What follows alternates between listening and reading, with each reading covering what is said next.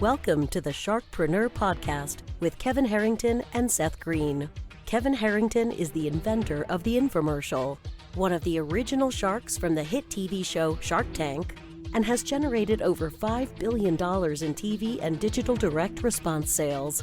Seth Greene is the world's first trusted authority on cutting-edge direct response marketing, a best-selling author, and the only 3-time Marketer of the Year nominee. On the podcast, Kevin and Seth interview sharkpreneurs who share straight talk on what it takes to explode your business. Why do so many businesses struggle while others seem to explode overnight? Do you wish you had the secret to this type of exponential growth? Now, I've scaled more than 20 businesses to over $100 million, and it's not just luck. In my new book with Mark Tim, Mentor to Millions, you'll learn the repeatable framework I use in all my business ventures for massive success. Order at kevinmentor.com and get over $1,000 in bonuses. Head to kevinmentor.com. Welcome to the Sharkpreneur podcast. This is your co-host, Seth Greene. Today I have the good fortune to be joined by Brian J. Greenberg, aka the Salesman Who Doesn't Sell. But he's founded businesses in e-commerce, marketing, and financial services. He's generated over $50 million in revenue from his businesses and collected over 10,000 reviews and testimonials, which is, more than some of us have clients. Brian is the founder and president of True Blue Life Insurance, whose mission is to be transparent, honest, and helpful to his customers without ever bugging or pushing them. Brian, thanks so much for joining us. Hey, thanks for having me on the show. My pleasure. So let's go back in time a little bit. How did you get started? Because I know you didn't always have 10,000 reviews and $50 million to your credit. Yeah, I started on the internet a while ago. So I'm an internet guy. I made my business off of Google search for over 10 years. Now, when you're bringing people to your website, it's very important to convert them, right? You can bring traffic. Converting them is a big thing. Now, conversion rates are highly affected by reviews, and I knew that right off the bat. So I made it a very big passion of mine to collect reviews. And I also believe that collecting reviews brought everything else into focus as far as just offering great customer service to our customers. And it's paid off. We have our conversion rate is almost double than any of our competitors.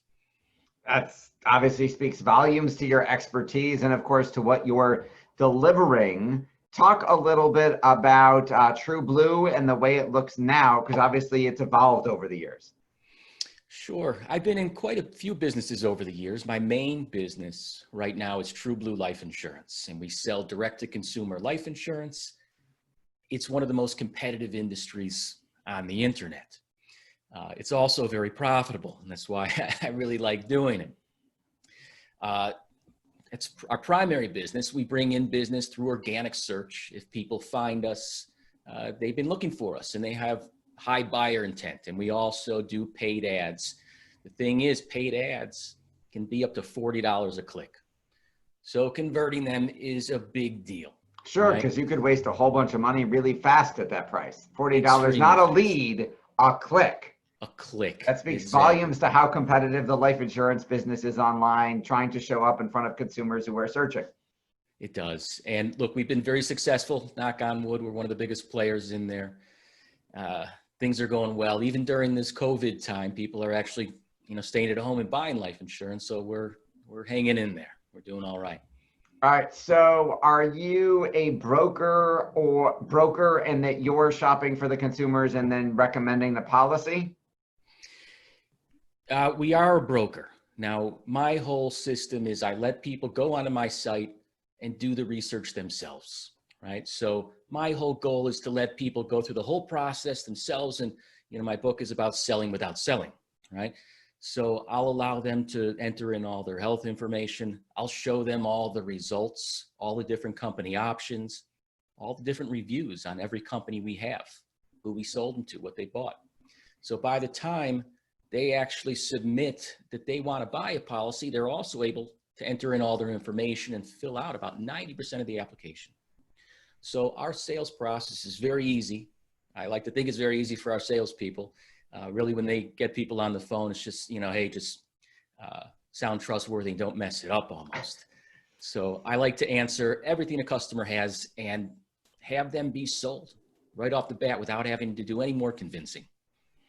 Okay, so you've automated a lot of that process so that you've built trust, trust, and credibility ahead of time.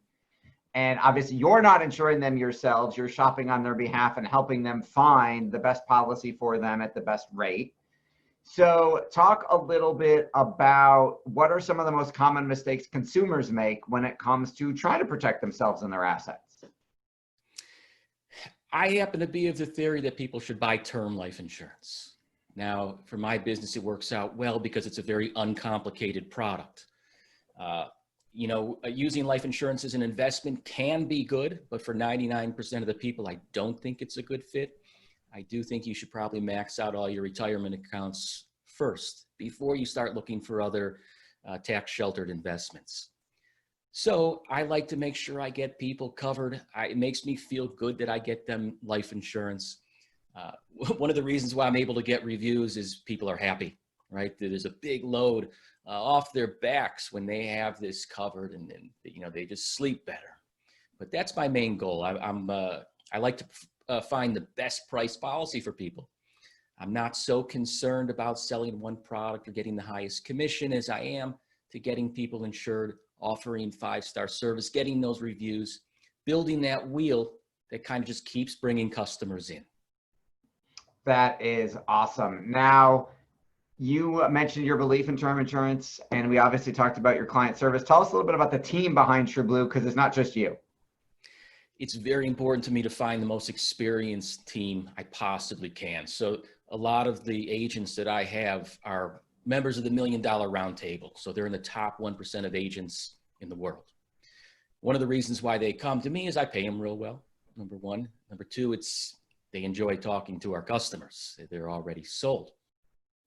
I believe in paying our team well. I believe that happy employees equal happy customers. So as long as they keep bringing in reviews, as long as business is good, I like to make sure that everyone on my team is happy and feels safe. That makes a lot of sense. Now, is everybody in one location, or are they remote, spread out? Yeah, I started doing remote. I did it 10 years ago. I've been doing it a long time. Now I have a smaller office, kind of my headquarters, where I have all the support staff. As far as finding the best agents, they're going to be all over. They're all over. Not only that, they're more productive if they work from home, right? There's no travel. It's just so easy. Also, I can pay them as contractors. So I avoid all the taxes, the workers' comp, the complications of hiring people in multiple states. It's worked out well, and I kind of see how people are even moving towards this even more and more. I've loved it for the very longest time. And it's hard to find great people in your local area. If you need to find a lot of them and a lot of talent, it's nice when you can go out and find people all over. Absolutely. Now tell us what inspired you. I believe, talk a little bit about getting your message out there, the book and all that stuff. I wrote a book called The Salesman Who Doesn't Sell, a marketing guide to selling while you sleep. The whole goal is to do honest business, but also to be able to sell people on your website with very little sales process. I like to answer all their questions up front, and reviews are such a big part of it. It's a big part of my book. Amazon has one of the highest conversion rates of any e-commerce site. I think it's around 20%, while most people's, the average is about 2%. I found the same thing. So, if you make your customers satisfied, they feel a form of reciprocity is what I say, right?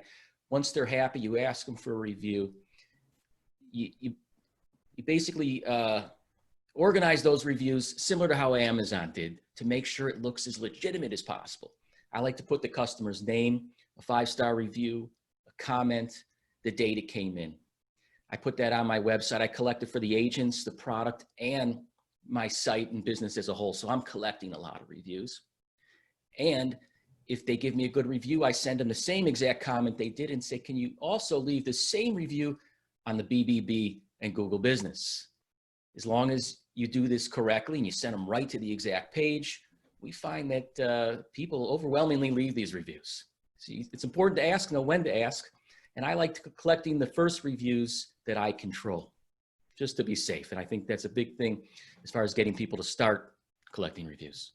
Absolutely. I like that you're capturing it first.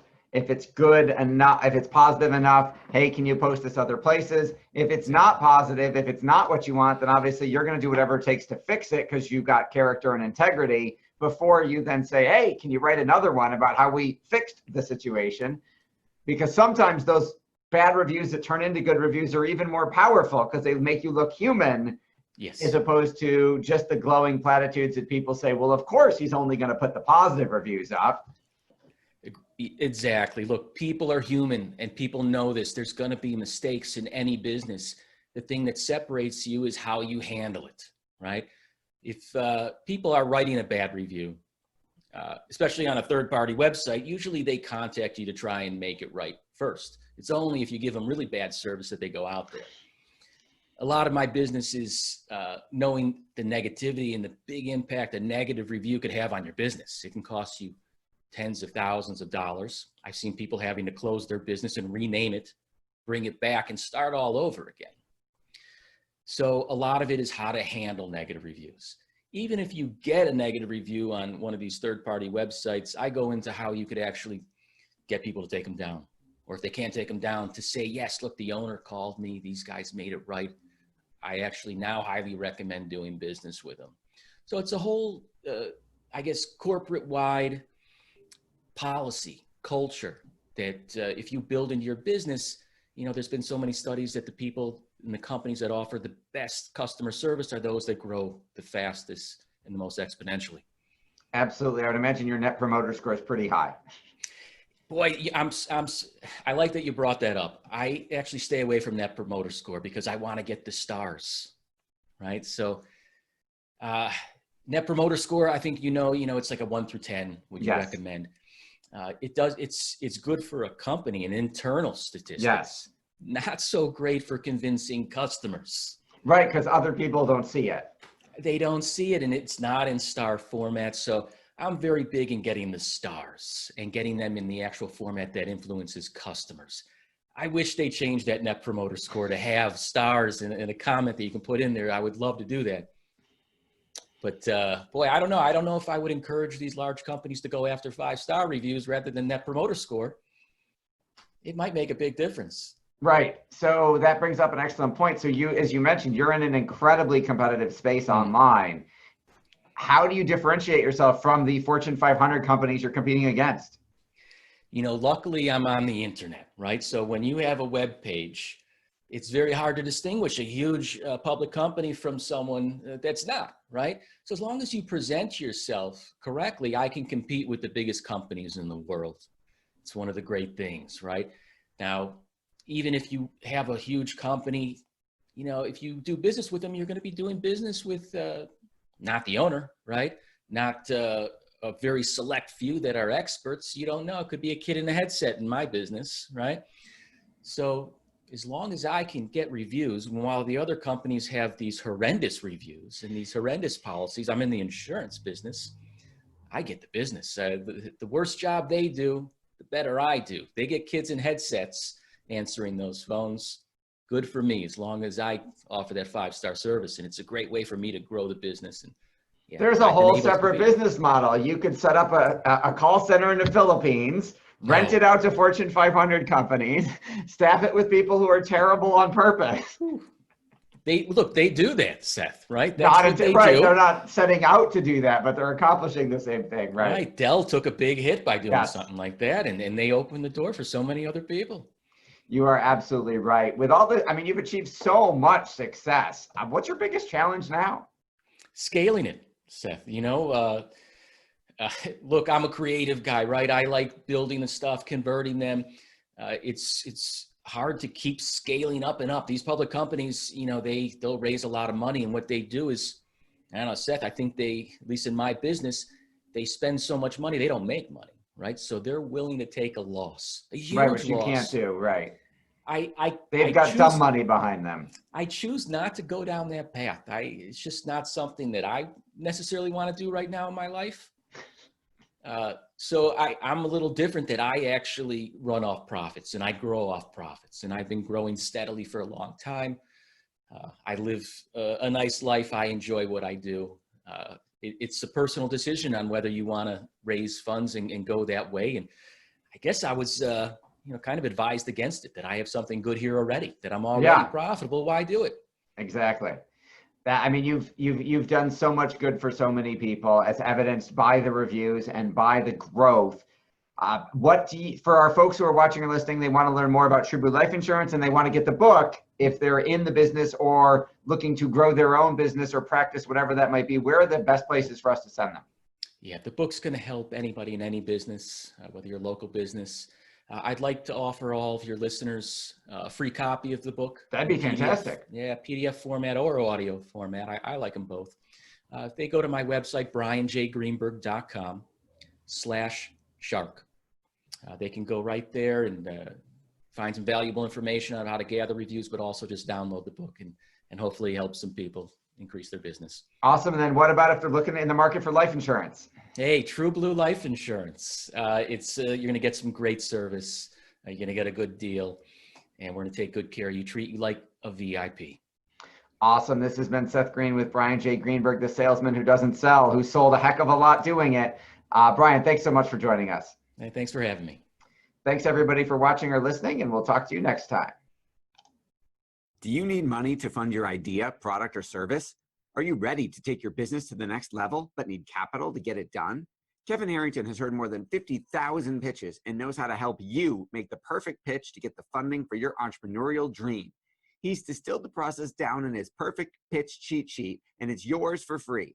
Just text PITCH to him right now at 727-888-2100. Text PITCH to 727-888-2100 right now and claim your free perfect pitch cheat sheet.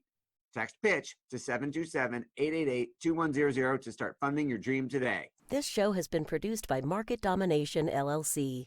To discover how you can have your own show completely done for you and turn it into a real published book and become the authority in your marketplace, go to www.marketdominationllc.com/podcast offer.